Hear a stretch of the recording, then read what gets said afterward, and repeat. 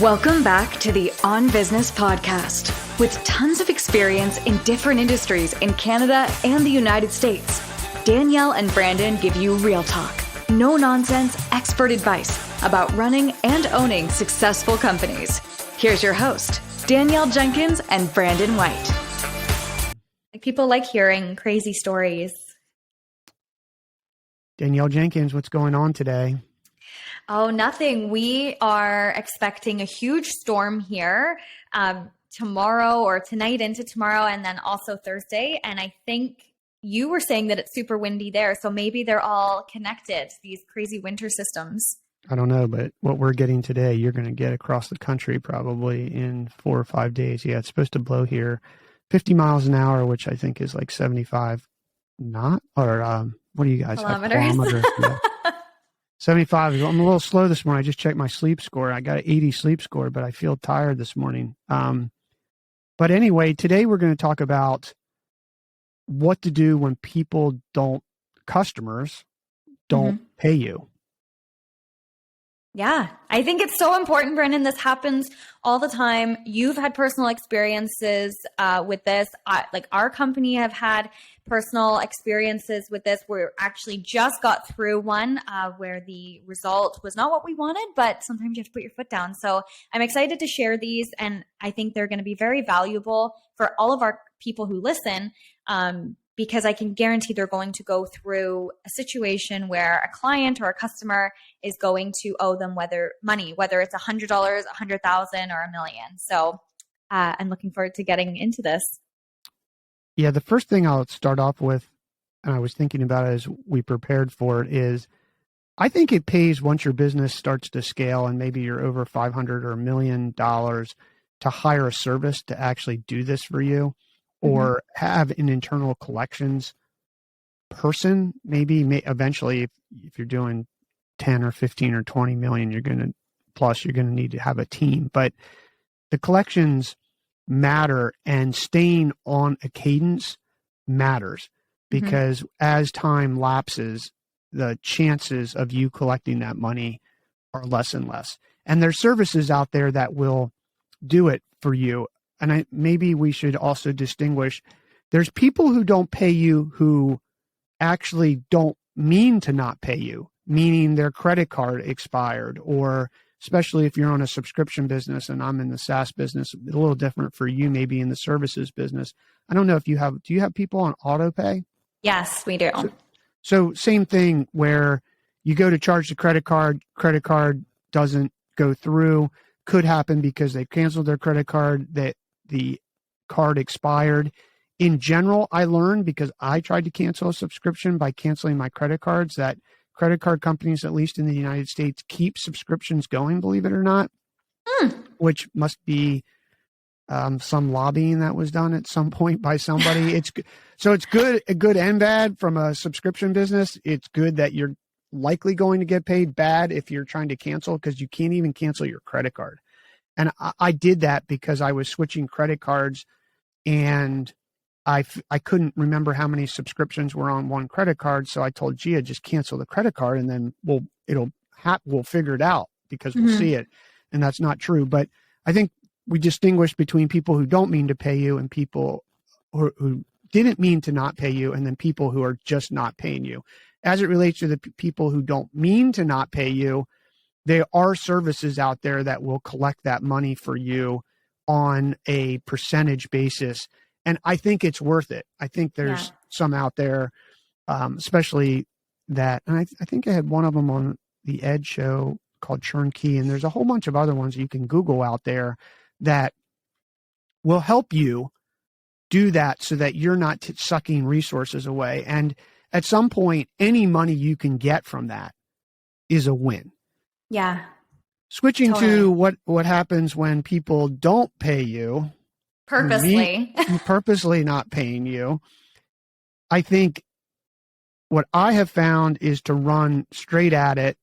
And first, I try to call the person. Usually, if they're not paying for some reason, they will avoid my call. Then I follow up with an email, because at that point, I want to put a stake in the sand and document it. I will say this, from the very moment that you start the process, you need to document it. Yes. Because even though a phone call is voice, you have a record of making that phone call to that phone number. So that is very important. Recording this stuff, I found as I've had to actually get a lawyer and do a settlement, is super important, because if you show up to that situation, which we will get to here in a second, dialed in, you're going to have the credibility. Totally. Like, here's what happened on this date. I made a phone call. 3 days later, I sent an email. There was no response. 3 days later, I sent another email. I made another phone call. I wrote a letter. If you write a letter, which I think you should write a paper letter, then you should send that via certified mail or some sort of receipt. I found that the certified mail thing is interesting because someone can deny it, because they can just, a registered letter, at least in the United States, they can just not sign it and say no. So you've got to figure out how to get confirmation of that delivery in some way. And maybe you do have to send a certified letter or a confirmation, a signature required. If you are doing it to a bigger business, usually you might get away with it because the receptionist or the person at the front is just going to sign for everything. Right. And you can sort of slip that in and then document the process. One situation that was over $30,000 for me, I had to get a lawyer, and it really pained me because the lawyer, when we were all said and done, cost $7,000, but I did recover the rest of it. We did not have to go to court, mainly because in that instance, I had it all documented. And I even, in this case, and I don't want to reveal completely, but the person was posting pictures of them doing other business on social media. And I took screenshots of that and actually put it in this log. And it was just a slam dunk for that lawyer. Now, the other lawyer kept going back and forth because he's going to try to negotiate for his client. But at the end of the day, it was like, hey, we can go to court. Here's the case. Do you really want to go do that? I have not had to go to court to collect money in small claims or anything like that. I'm not saying that I wouldn't, but I did have another client. It was a consulting client, and it was north of $40,000. And ultimately, I just wrote it off because I just did the math on, and it's a lot of money. But we were doing a lot of money. And by the time we paid the lawyer and I went to court, and then just because you go to court and win the case doesn't mean that you collect instantly. Right. I mean, there's a whole other process that goes on. So you really have to sit down and do the math. And as painful as it is to write something off, you should be modeling in your financials and in your budget that you're going to write some of this stuff off, because net, it actually is not writing it off. It's positive by the time you've paid lawyers and time. Right. There may be, and maybe you're going to talk about it, times where you actually need to go to court. It may be net negative for you, but you need to send a message to the rest of your customers that you're just not going to write everything off here. So for me, the experiences have been painful. The thing, as I look back on it, and we're talking about it, that I would say is the biggest issue for me is just the time suck that you're never going to get back. If it escalates to me at that point, now we're taking time away from really important things that we could be doing in the business. So you really have to look at that and decide if you're going to write it off. On the one case of this, the first one I mentioned where it was about 30 grand, I needed to send a message that, hey, look, we're not going to just pay for services in this industry. It was back when I ran the fishing site, and people are just going to get away with it. Right. And, that was known, and we generally didn't have any issues at that magnitude anymore. So that's my take. What's your take? Well, everything you said is so relevant and so great, because every single situation has so many different ways to go about it. It's like that old saying, there's a gazillion ways to skin a cat, or I'm exaggerating, but there's more than one way to skin a cat. And it's so true. It really just depends on the situation, the client, who you're dealing with, the amount of money. There's so many things. Like you've been dealing with the 30,000, 40,000, two very different outcomes. For myself, and I'm going to get into a little bit of a story here. But one thing I do want to say to add to your point, sometimes it's not even about the money, it's about the principle. And that's something that once you start doing, once you start to get to a point where you can be selective of the people you work with, it's really important to stay true to that and hold your principles really strong, because we've had situations where literally we're canceling a contract, which was the outcome of this one I'm going to tell you guys about. But it was the principle. Like, don't think that you can, F us around just because you have more money than we do, or you're a bigger company than we are. And I canceled the contract. They didn't see it coming. So back to this situation. So with our cleaning company, we have a new development division where we work with new construction, buildings, condos, houses, subdivisions, things like that. So once the homes are being built, we go in before the home is just about finished, clean it, ready for the inspections. Then we go in on the day of closing, ready for the homeowner or the investor to take possession. So we have been working with this one company for almost 3 years now. Last year alone, we did about $250,000 through this company. Great company. Since we've been working with them, it's kind of been a shit show the whole time. Things have been very unorganized. Head office has been a little bit chaotic. Things were just a little bit not organized enough for me, but they were new to this, to the area that we were working in. They had a whole bunch of new personnel involved, and I kept getting told, it's just growing pains. It's just growing pains. So we dealt with it, and we understand. We were once a startup too, or I guess maybe are still considered a startup, but we understood. I'm a very lenient person. So in the construction industry, and I'm not sure what it's like in the States, but ours is a net 90 pay. So once you're finished the work, 90 days later, you get paid. And that's in the contract. So totally fine. That's standard. That's normal. That's standard. 90 days is standard? Yes. 90 days. That's a long time to not get your money. It is. But it's when you are working with so many construction companies, you just kind of get used to that, right? And it's like, because you're doing so much work all of the time, you can hold on for 90 days, right? It's just a repetitive door. And we've been doing so much work with other construction companies. So it just kind of all just happens, right? So we don't really think about it. So anyways, we start doing another site with this company in August last year. Now, we had done work on another site for them from March until the beginning of August last year, then August till current on the other site. So everything from March until August was overdue. So in August, our accounting firm reached out to them to deal with this, to basically say, at this point, you guys owe the company like $60,000. Nothing has been paid. We are still needing money from March, April, and May. Because at this point, June, July, and August technically weren't due yet. But we were owed. We were even 3 months more late from March, April, and May.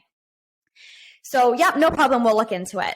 So that's August. September, then I get informed that this is what's happening. So I'm kind of being a little bit more cautious until they deal with it. So I followed up personally, like, hey, listen, they've reached out to me to say that this is the money that is owed. We do have work from August until December booked. We really do need to see some payment. So at this point, yeah, it was about $60,000.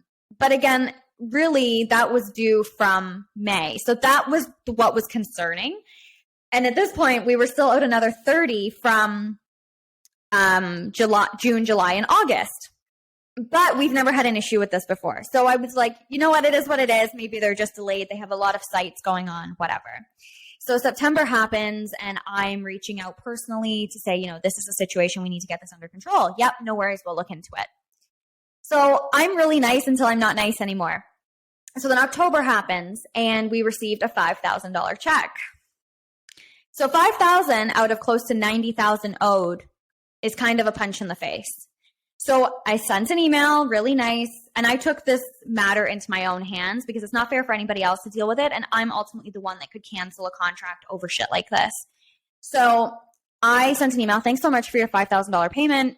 This is the remainder of the money that's owed. When are we going to see it? And it's like, we're having issues with our accounting. We're working on it. Please resend all of the invoices outstanding. Well, Brandon, this was like probably 30 invoices at this point, like for a lot of money and a lot of work. So I'm like, okay. So we resent, everything's documented. Then we get an email saying checks have been sent. This was the end of October. Like November 17th rolls around, we have no money. Like none of the checks have been received. So I let them know, and they said, well, Canada Post has been delayed. That's our mailing service. And I said, listen, straight up, I emailed them, and I have everything documented. I have learned to document every single thing. Every conversation between every single person is via email. And I said, listen, like we've received checks from other people, cut the bullshit, send a direct deposit for at least the amount that's owing till August. Because at this point now, all of that's owed. So we were sitting about 90,000. Like take away the 5,000 they'd already sent. And it was just excuse after excuse after excuse. So then I have to get involved with the project manager, because the project manager is the one that deals with us to book us for these jobs. And I said, listen, I'm being very honest with you. I usually wouldn't get you involved in matters pertaining your head office, but I'm not sending my crews out there on Friday if we don't receive any money. Because at this point, we're still doing work. So now it's technically more than 90,000, because by December, we're going to be owed another 30. Okay.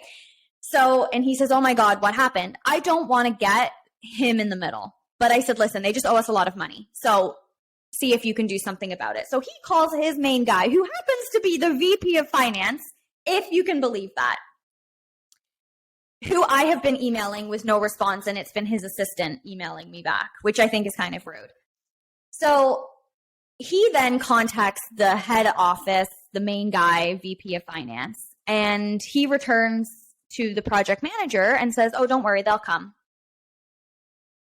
And that's what the project manager called me back with. And he said, listen, I'm telling you right now, again, I hate to be in the middleman or the middle of it, but he just said not to worry because you're going to come, which is kind of a punch in the face, because yes, you may be, a $200 million development company. We may be a $5 million company. It's principle though. I don't care if you owe us $10, $100,000 or $1 million.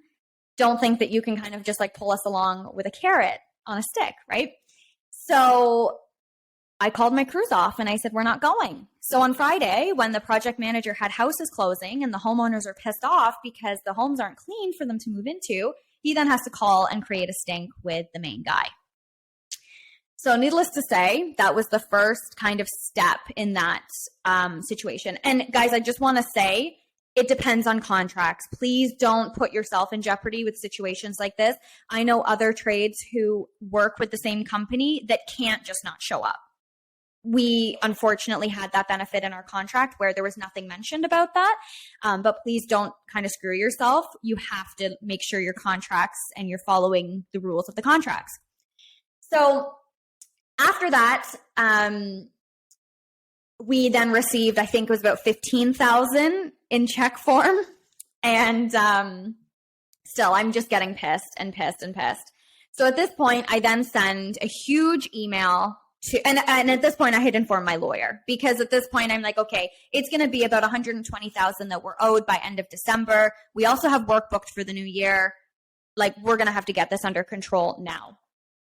So at this point, the lawyer had been informed, and I send an email to everybody that I have contact with at head office. And I basically say, not that I'm an emotional person, but I felt like I needed to put a little bit of a personal touch in this email. And I basically lined out our whole working relationship, how our company has bent over backwards to deal with their shit show. And I said that in a very professional way, but lack of system, lack of process, lack of organization, lack of management, and how we have still worked with them despite all of those challenges. We've always supported them. And all we're asking for is to get paid, and that they have breached their own contract with us because they have now not paid after the 90 days. So we go into this big thing. The only person that responds is one of the other head office guys that was just CC'd on it and called me, begging me to give them some more time until they get their shit figured out. And I said, listen, I've given them enough time. This is now like beginning of December. They're still calling us with jobs left, right, and center, upside down things. Like, it's insane. And I said, to be honest, I really don't give a shit about the situation. Like, I am owed close to 100K. We need to get this resolved. Yeah, we are. Just please know, like, we love you guys. We really don't want to lose you. And I said, well, talk to your head office, because they don't really seem to care to call, to email. They really don't give a shit whatsoever. And basically, a few weeks went on. We received about $25,000 just before the holidays. I sent an email December 23rd and said, if we do not receive all of the money owed, at this point, I'm not giving them 90 days for what is owed from December. We have finished work with them on December 23rd. I said, this is the final invoice. Everything that is owed from, I think at this point, there was still money owed from June until December 23rd. I need deposited by December 31st, or you will see a letter from my lawyer on January 2nd. Well, we had no money, like no money came in by December 31st. And we were told that guy did respond and say that it would be dealt with. And so January 2nd, I already had the letter drafted from the lawyer because I already knew it wasn't coming. So January 2nd, 8 a.m., they receive a letter basically saying this needs to be paid by, I think it was January 5th, or we will take legal proceedings. And when you're working with a construction site, they really don't want that, because then they're getting liens on the construction site. They're getting, like, people talk in the trade industry, especially people talk. They don't want to be involved in that. So then we did receive the 90, I think it was like 92,000 by that date. Oh no, sorry, we didn't. It was like 60,000, and there was still about 30,000 owing, which was not the agreement. The agreement was that everything was to be paid. So until this point, we're still doing work with them. But so we're actually racking up more money that they owe us. So at this point, the sites start getting messier, like I mean, more chaotic. My staff are being told to leave. Like, they're showing up on site and they're going, oh, we're not ready for you. You have to leave. Well, like, we don't have the time to just come on site and leave whenever you feel like it because you're not prepared or ready or organized. And so at that point, we had a meeting with our staff, had a meeting with the accountant and the lawyer, realized that they still owed us at this point, like, it was going to be now 60,000 after the other 30. And then nobody wanted to work with them. Like, my staff don't complain about where they have to work, but nobody ever wanted to go and work on this site. So we emailed them and said, again, all of this money needs to be paid. Then they ended up paying it, because now at this point, I had heard through the grapevine, they owed a lot of money to a lot of other people. And then I decided, you know what? Even if all the money does get paid, I don't want to work with them again. It's been like 6 months of bullshit that we've had to deal with this client. So I sent them a letter, basically. And just like you said, it was a letter that was actually sent to their head office. And it was attention to all the people that we work with on all the different sites. And it was basically like, thanks so much for your business for the last 3 years. However, due to the fact that you don't pay on time, which is a breach of your own contract, and the disagreement in how a site should be left for us, like, they were making our lives really difficult after all this stuff was happening. And I said, so as of March 1st, which is next week, we're no longer doing work with you, and all outstanding monies must be paid by April 1st. And it was the best decision I ever made. Do you think you waited too long? Yes, 100% I did. And I'm being very honest here, guys. Like, we like to be honest on this show.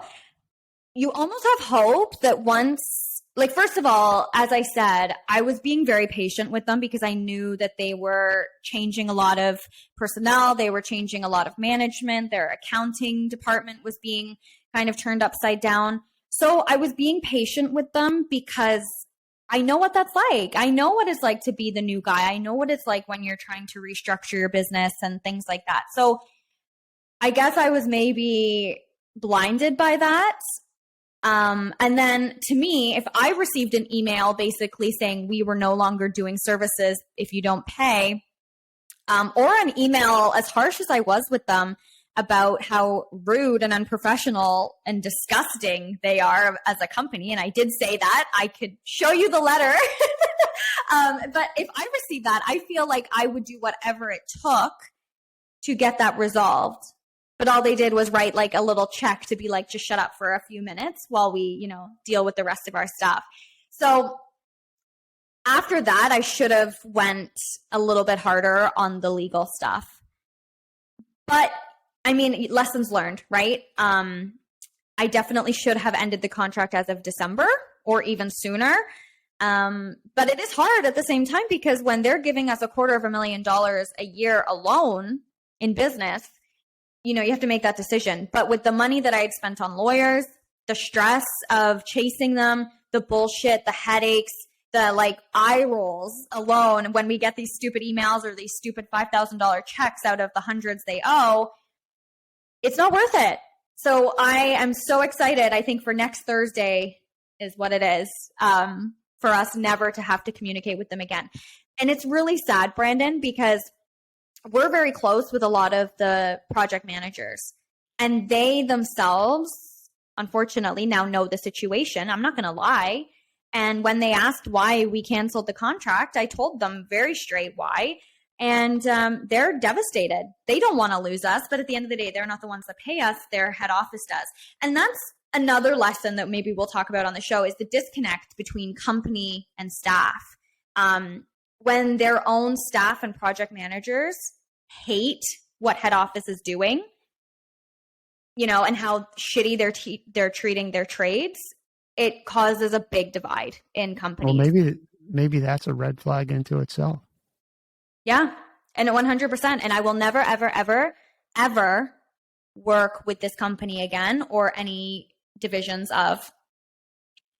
Well, I think what people need to realize as I listen to you is that when you let collections go beyond whatever your agreement is, I think 90 days is way too long, especially for a small business. Like if I were you, I would go back to them and say, hey, I get it. This is standard, but I'm a small business. I cannot go 90 days on free. Like I can't go that long, even if you could. And here's why. Because you just switched from being a provider to being a bank, because you are literally loaning them money, effectively interest free. I understand that we all put things in there. We're going to add 1% or 1.5% if you're late and all this stuff. How many times does that actually get collected? It doesn't, because you'll settle for whatever you get. So you can't be a bank to your customers. I mean, something reasonable, I think, is fine. But one of the things that you said early on and said, well, these are big companies. And I get that. Like, even if you're a product company and you're selling to, I was talking to a lady the other day, and she's selling to a very big retailer like Saks, Nordstrom's, these companies, and they pay vendors in 45 or 60 days. And it's just unrealistic. Like, yeah, I mean, they're trying to float their cash flow, but if you want to take care of your vendors, you need to have a little bit more understanding. And it sort of sucks, because the small person, smaller, let's just say, even if you have a few $1 million compared to them, like they're doing a few $1 million in a day. Right. You want that business so bad, but going back to what you said is what I found is the time, the stress. It's just, if you do it on your whiteboard and you do the math or pull out a spreadsheet and figure out what your time's worth and the stress, it's not worth it. That's time you could have gotten new business. 100%. Yes, it's not going to be easy.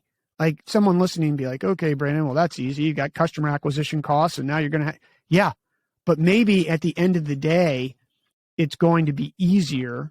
It's not always going to be a bed of roses, but easier in the long run to free up your time that, yeah, maybe they were doing $250,000 with you, but maybe within 18 months, you're doing $500,000 with better people who pay you on time. And what's that worth to have your cash flow cut in half? It's a huge deal if you start to do the math on the spreadsheet. It adds up. It's exponential on how that adds up. So I just add that. Just remember, if you're listening and it's very hard to deal with this stuff, do you want to be a bank or do you want to be a business? And if you allow someone to not pay you for an extended period of time, you have now just become their bank. Yeah. And if they start to take advantage of that, you really have to cut it short. So I think these are some good lessons. Hopefully listeners take a few nuggets of gold out of here and understand at least how we dealt with it on a few of these occasions. And like I said, I think you should separate those who don't mean to pay you from who did not do it on purpose. Right. And when you think about this, segment that and get a service that can help you with those if you're on some sort of subscription service.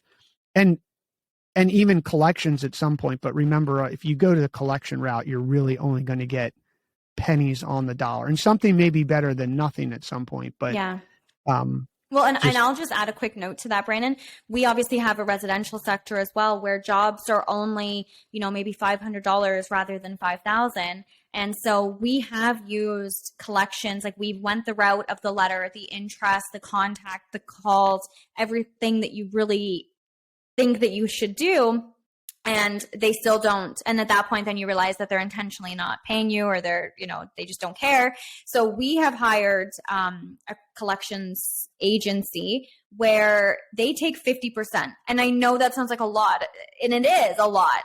However, back to principle, if that client thinks that they can get away even with $100 service for free, that's not okay. They need to know that they have to pay that. So even though I'm only getting $50 out of that, it's still better than knowing that they got away with not paying, because you weren't going to get that money anyways. So you may as well get $50 out of it. I agree.